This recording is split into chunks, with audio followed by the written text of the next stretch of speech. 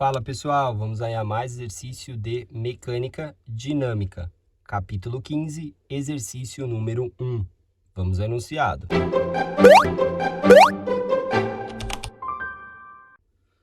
A um bloco de 2,5 kg é dada uma velocidade inicial de 3 metros por segundo, em um aclive liso de 45 graus. Determine o tempo que o bloco levará para mover-se aclive acima, antes de parar. Bom, para começar a resolução, vou fazer a representação do bloco no aclive de 45 graus. Então, temos aí um aclive, formando aí com a horizontal 45 graus. E aí eu vou fazer a representação de um bloco. Então, temos aqui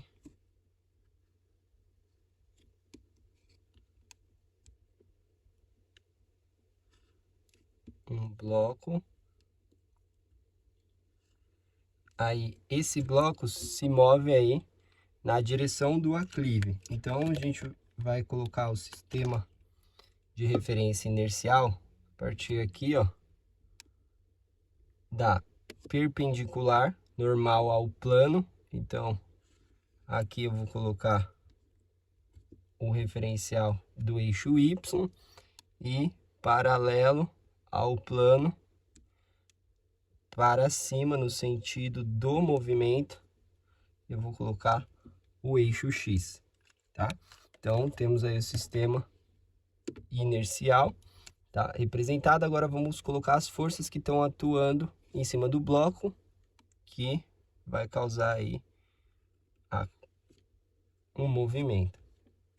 Mg, que é a força peso, aí tá encostado aí na superfície, então vai aparecer uma força normal, não tem atrito porque é liso, tá? Então, prolongando aqui o eixo, esse ângulo aqui é o ângulo de 45, tá? Que fica ali junto com o eixo Y, prolongando aqui. E, além disso, né, dessas duas forças atuando, a gente sabe que, inicialmente, é dada nesse bloco uma velocidade. Então, eu tenho aí uma velocidade de 3 metros por segundo, tá? Que é a velocidade V1. Ele quer encontrar o tempo para eu chegar aí num ponto 2, né?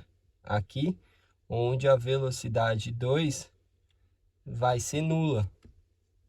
O bloco parou, tá? Ele quer saber quanto tempo leva até parar. Bom, como o meu objetivo é achar o tempo desse deslocamento, a equação que a gente vai utilizar aí é a equação do princípio do impulso e quantidade de movimento, tá?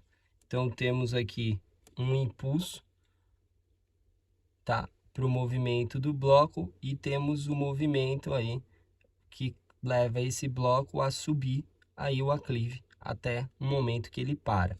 A equação é dada pela massa vezes a velocidade V1 mais o somatório da integral de T1 até T2 do vetor aí força F integral aí no tempo dt igual a massa vezes o vetor velocidade V2, tá? Então, esse termo aqui representa a quantidade aí de movimento inicial,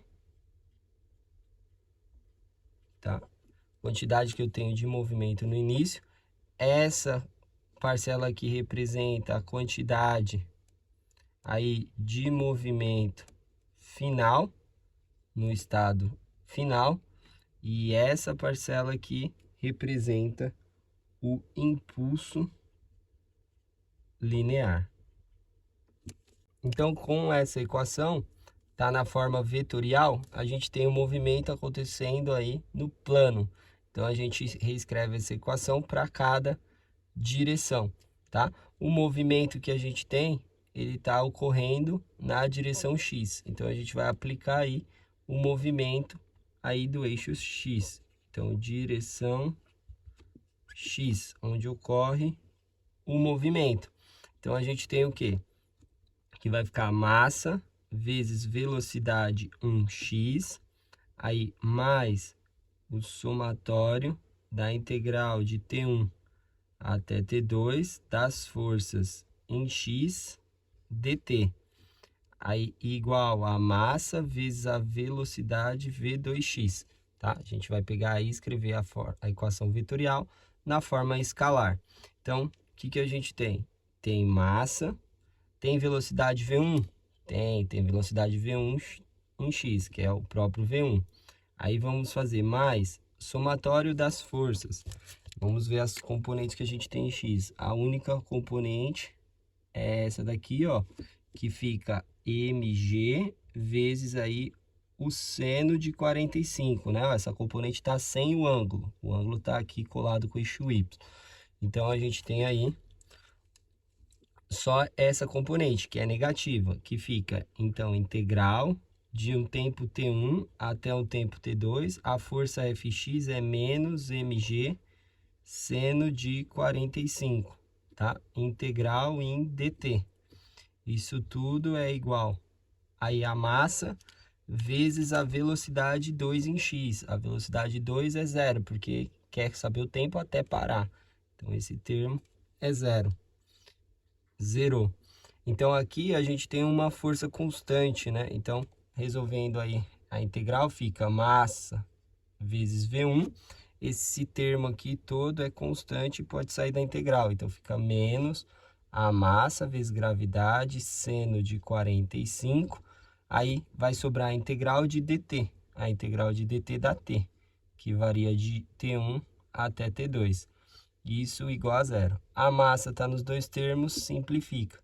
Aqui fica V1, aqui fica menos a gravidade, o seno de 45. Aqui, substituindo T2 menos T1, a gente fica com ΔT, né? Que é T2 menos T1. Isso igual a zero.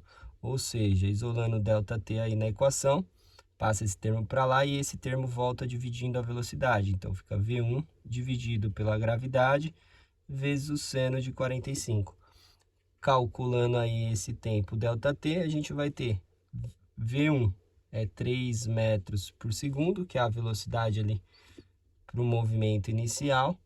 Aí dividido pela gravidade, considerar aí 9,81 metros por segundo ao quadrado, vezes o seno de 45 graus.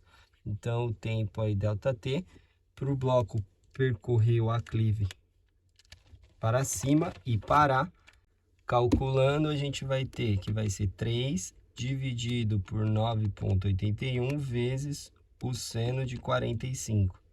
Então, a gente tem o valor aí de 0,432 segundos. É o tempo até o bloco parar.